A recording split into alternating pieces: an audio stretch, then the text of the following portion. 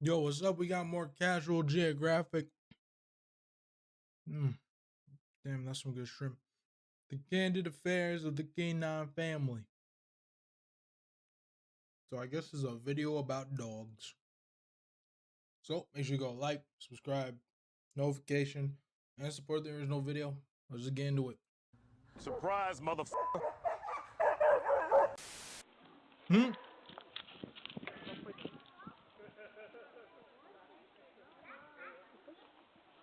I apologize for my outburst. Uh-huh. From the hood meets from the wood. No word said, but he understood. Blood realized he is not that guy. What y'all know about the timber wolf?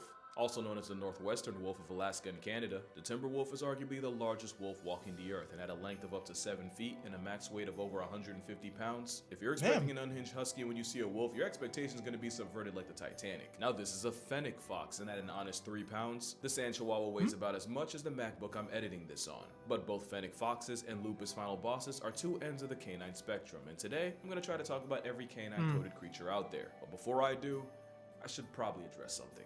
I made a video on the top 10 most misunderstood animals, and I honestly don't know how I yacked for almost 17 minutes and didn't once mention wolves. Forget top 10, there might not be 5 animals we've gotten more wrong about. First things first, there's no alpha wolf, it doesn't exist, I will fight you. Yeah. The thing is, the guy that I came know up that with for a alpha fact. wolf did so in a book after watching wolves in captivity. David Meck would then spend the rest of his career trying to take it back, imploring people not to buy the book and even trying to get printing presses to stop publishing it. But like a drunk Friday night tattoo, the alpha thing stuck no matter how hard he tried to scrub it off. In real life, the wolf pack is just a family. The 2 alphas are really just the 2 parents, and the rest are just generations of the kids that haven't left to make their own pack yet. And because I know a certain demographic's gonna try to fight me on that, I'm gonna say this. When the term alpha male was first used academically in 1921 by Monica Sumra, she wasn't talking about wolves. She was talking about chickens. A literal pecking order. Not even like roosters, I'm pretty sure she was on about vindictive hens. I'ma just let that marinate. But yeah, alpha wolves don't exist. At least not in the wild. I'm sure if you take a bunch of wolves that don't know each other and put them behind a fence, pack politics will look a little different. But that's kind of like writing a book on human nature based on studying folks in max security. And unlike prison, a wolf pack is actually structured to avoid infighting. As a rule, you usually get 5 to 9 wolves in a pack. And because nature hates rules, in 2011, there was a pack of 400-something wolves terrorizing the town of, I'ma say Verkoyunks, where they allegedly murked 30 horses in 4 days. Now, if I hear anything over 10 wolves, I'm getting the fuck out. 400? No. Yeah, only in Russia. The alpha thing's not the only thing we've done wrong about wolves. We've been doing them dirty for decades. Like that time we thought wolves were pests when actually... You remember when I said nature's like a Jenga tower and some animals are the block that can bring it all down? The Yeah. Op of Riding Hood is a keystone species that stabilizes the ecosystem. We know Oh, yeah. that because after humanity went ahead and wiped wolves off the Yellowstone census, the elk started wilding and eating all the plants, the songbirds and beavers that needed the plants went ghost, and without Oh beavers, yeah, I heard about everything this. was damned. Not to mention, the one animal people arguably hated more ran through America.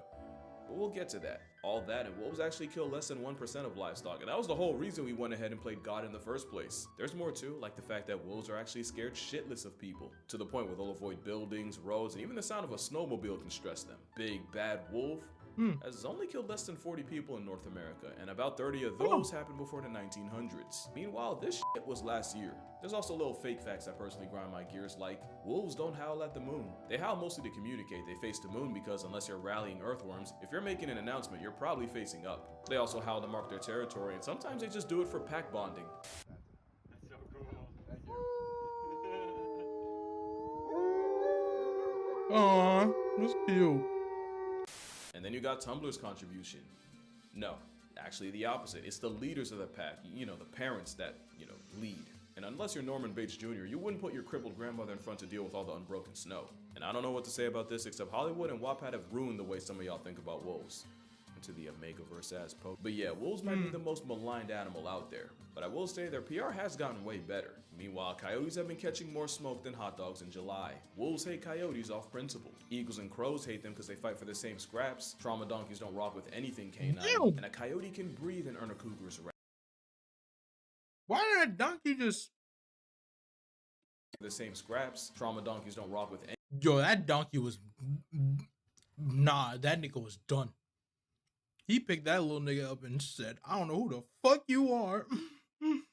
but you ain't me. anything canine, and a coyote can breathe and earn a cougar's wrath. And let a bear get a hold of one and shit gon' really get grisly. Even Mark Twain's written diss track towards coyotes was the honest-to-God inspiration for a pain magnet of a Looney Tune. Nah, but the contempt for coyotes wolves have is different. I've shown this clip like 20 times. And I'm gonna do it again, because you only need one wolf, maybe two if you're conservative, to get the job done. Do you know what it takes to motivate an entire pack to turn you into past tense? They basically Rodney King the coyote. But don't feel too bad, because coyotes Saying a Rodney King a coyote is insane. Oh nah, that's dirty. I ain't gonna lie. That's dirty.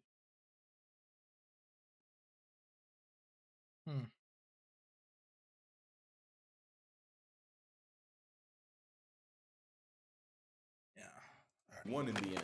You see, when America was at war with wolves, there were also often coyotes like they were made of oil. But because coyotes are canine cockroaches, the attempts to cancel coyotes only led to more coyotes. The prairie pup apparently has a roll call, essentially a census where a female will call out, and if she doesn't hear a lot of coyotes back, it'll actually trigger a metabolic change to produce a bigger litter. And one thing they have that wolves don't is coyotes are fusion fission, meaning you can catch them in a pack, but if things ever get critical, they can break apart, split up, and spread out. The reality is, generations of being a wolf's chew toy prepared coyotes for everything humanity could possibly throw at them. Studies say you can Thanos snap 75% of a coyote population every year for 50 years straight, it still won't dent them. Today, you can find a coyote in every state that isn't Hawaii, and it was humanity's hate boner that Ubered them. And that's why I love them. Like I said, they're alive entirely out of spite. I respect game, especially since at one point the wolf population in America was so down bad, something something, life finds a way, something something, now we have coy wolves. In some places, virtually every wolf in the area has coyote DNA in it. Can I remind you that wolves are literally prejudiced towards the very animal they ended up getting Genghis Kong'd by? That's like if Thomas Jefferson was alive to see what would become of his bloodline. And considering you can find a coyote in Burbank, Orlando, and the Bronx, safe to say, they won the war. But foxes might have won the game of life. The wild carnivore with the most real estate on Earth isn't the leopard. It's not a type of eagle, it's the red fox. You can find foxes anywhere short of a penguin playground, and out of all wild dogs, foxes have the most range. Of course, you have the red, the most well-known fox, but also a lesser-known menace to other foxes. There's my personal favorite, the Arctic fox. Look at that canine cotton ball go. There's a terminally unamused Tibetan fox. Look at this dude. The aforementioned dune puppy, the fennec fox. And how can you forget the cross fox, which is really just a mutated red fox. But I'm gonna shout out a shiny when I see one. Foxes were small enough and just cute enough to dodge the smoke everyone had for coyotes, which is why foxes are one of the few animals to actually do better in cities, with close to 500,000 living in the UK. Foxes are basically dogs running cat software. They move like canine ninjas, they're mostly nocturnal, and they have vertical slits for pupils. And some, like the gray fox, have semi-retractable claws to climb trees. Yeah, foxes are an anomaly, but if foxes are an anomaly, jackals are a conundrum. Oh Jackals yeah, are pretty these much damn all things. coyotes, and they virtually have the same niche, so I won't go on about that. But I'm gonna explain why I call them a conundrum. As far as we know, there are 3 species of jackals: the black-backed, the side-striped, and the golden jackal. One of these is not like the other. I'm gonna need y'all to lock in because this will get confusing. So between these 3, the golden jackal isn't even closely related to the other 2. In fact, the golden jackal is actually closer to wolves and coyotes. Make sense?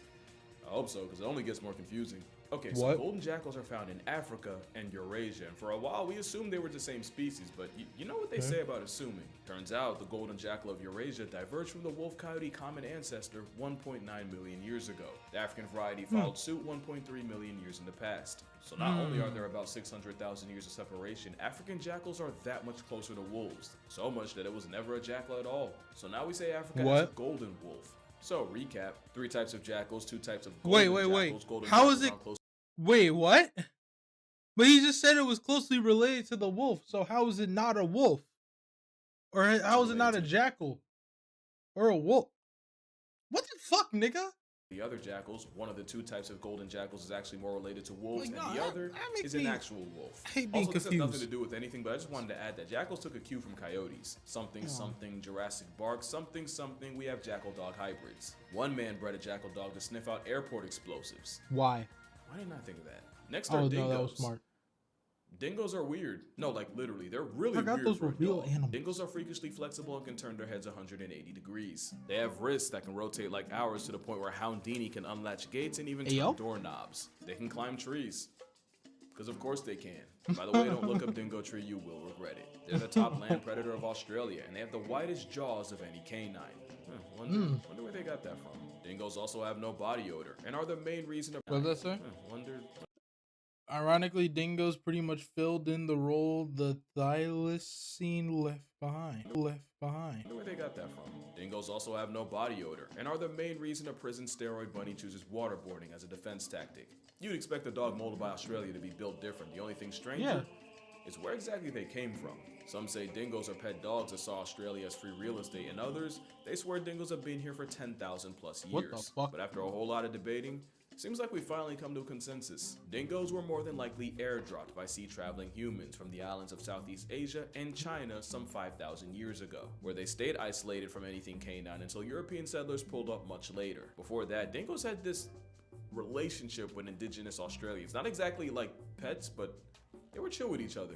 After years of plot development, they would become the kangaroo nightmare we know them as today. They've been compared to New Guinea singing dogs, Carolina dogs, and Indian pariah dogs. And if you look close enough, yeah, I can see it. There is another argument as to whether dingoes are their own thing or just another subspecies of wolf. The way I see it, dingoes aren't from there, but they were brought there, and they've been there long enough to have a defined role in the system, and now you can't tell the history of the country without talking about them. Kind of like... Don't say Happy Juneteenth. Yeah, but at this point, dingoes are... gonna say it. I knew he was gonna say. I knew he was gonna say, like, talking about America with slavery. I knew it. I knew it.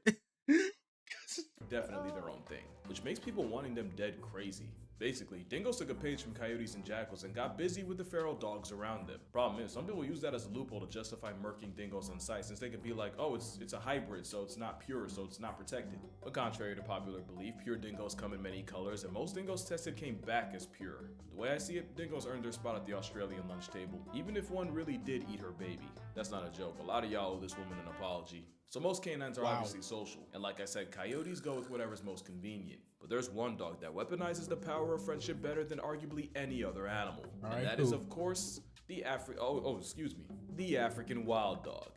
Can y'all see that? Yeah, there. They have a put you on a shirt rate of 80%. Mostly because they're like homicide hounds running on Duracell. They 80%? They can easily run anything into exhaustion. But it's their teamwork that makes them OP. African dogs hunt in a relay form, with different dogs taking turns leading the chase. And once they make the kill, African wild dogs might be the only animals that let their pups eat first. Painted hounds are so down for each other that the hunt doesn't even happen unless the group votes on it. And they vote by sneezing. Get enough sneezes and the gazelle's fate gets sealed. Obviously, the lead dog's vote counts for the most, but enough underlings can decide the outcome if they stick together. Before they hunt, wild...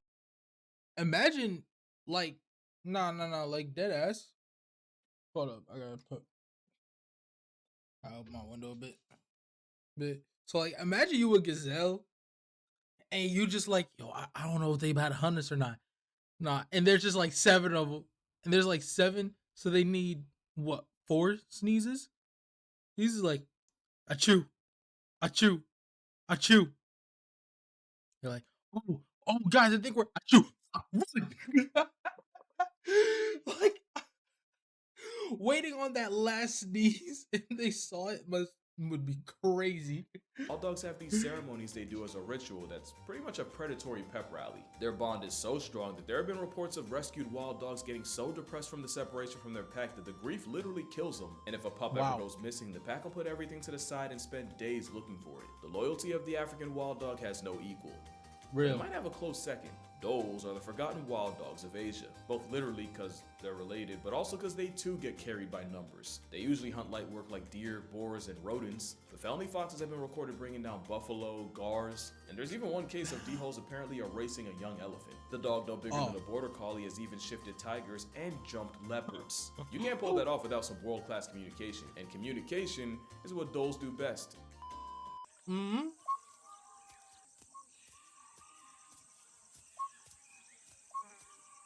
Yeah, they whistle. It helps them keep track of each other in the dense jungle. But also makes them sound like a black-owned smoke detector. Okay, it's 2024. Wow. Please let this joke die.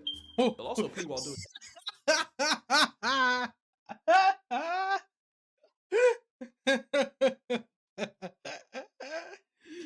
a handstand to mark their territory. That has nothing to do with anything. I just thought it was fun. So Africa has wild dogs, Australia gets dingoes, North America and Europe both got wolves, and as you know, Asia gets the whistler. So what, did South America get left out? Of course not. This is a bush dog. Not the rarest, but definitely the most underrated. We don't know that much about them. We even thought they went extinct for a minute. They for real look more like a stubby Wolverine or a Latino Tasmanian. Yeah. But it's because they're perfect for their life in the dense jungle near water. And boy, do they love that water. They're the only wild dogs with webbed feet, and not only can they dive, they have no problems catching bodies in water. They'll even lure prey to water where another bush beast will be waiting. Speaking of prey, they'll usually violate rodents like agoutis or capybara, but they've also been known to tap out 500+ pound tapirs. Now, if you've been paying attention, you might know the bush dog's closest relative. This is the short-eared dog, and it is not the closest relative. They're another dog we know almost nothing about. Almost everything we do know about him comes from a man accidentally buying one at a marketplace and ecologist Renata Lette Pittman getting a hold of him to study. What we do know is the females are way bigger than the males. They don't hit puberty until they're 3, which is pretty weird for a dog. And one of the reasons you've probably never seen one before is they spend most of their lives in armadillo burrows. But yeah, the closest relative of the bush dog isn't its short-eared understudy. It's, this is the Maine wolf. Even though it's not a wolf or a fox, it's really just its own thing. Every group has that one weird member. For birds, it's owls. For big cats, it's for sure the non-roaring snow leopard. And for dogs, it's absolutely this slender What puppy. the fuck is that? Why does it have such long? No, what the fuck is that? Yo, no. I can tell that thing will fucking catch me gunning it. Granted, most of these will catch me gunning it, but no, this thing will catch me gunning it. If I see it and just decide to run, that nigga is at me in 2 seconds and will. For dogs, it's absolutely this slender puppy. Don't let the thigh boots fool you. A motivated Maine wolf can hit over 40 miles per hour. Between that and the fact that they literally have a black morph, best believe the Canine and Chanel boots has contributed more to cryptid culture than anyone realizes. You might be wondering what they could possibly be running from. Probably the law. Maine wolf urine smells so much like Snoop Dogg salad, they've gotten zoos rated by Jeez, my calendar keeps falling off. police. If God created the world in 6 days, he started freestyling on a Sabbath and came out with this canine casserole. They're the only canines that are completely solitary. They're the only ones with a mane. They feed so much for apples it got named after them. And yeah, the ankle biters are still waiting to get their legs back. I mean, they even sound like an identity crisis.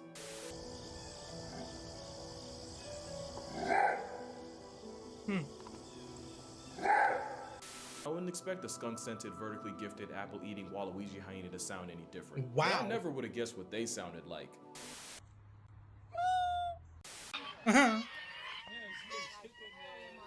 Aw, that's cute. Wait. Those are dogs?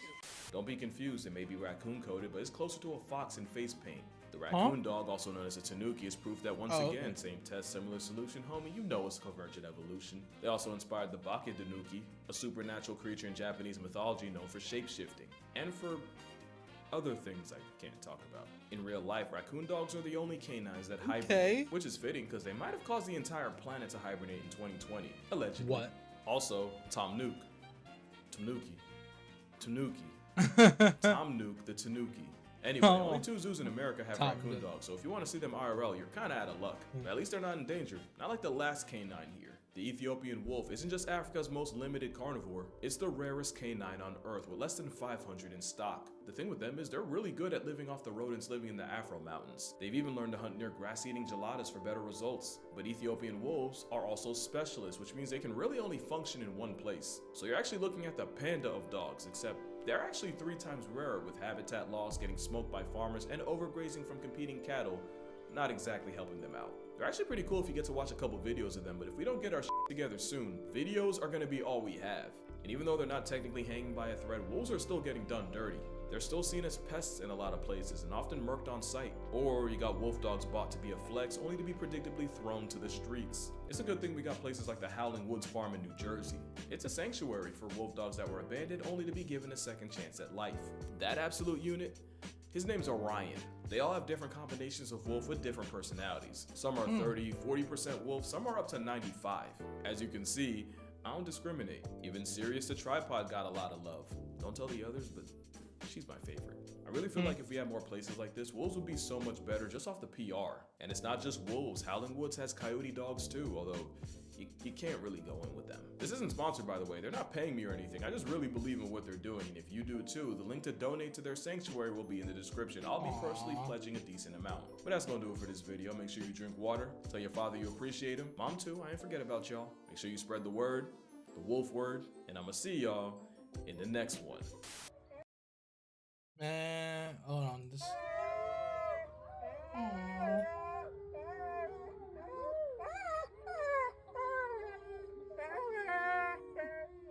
the African. What? Hello. Hello. Hello. Hello. Aw. Hey, girl. The camera can't even see you. Well, damn, that fell. All right. Hold on, let's watch this. That's okay. We use this for bloopers. Why are you giving me your butt, dude? What? Damn. Aw, come on. See, dogs are cute, but I'm not getting one. I'm getting a cat. But that was Casual Geographic.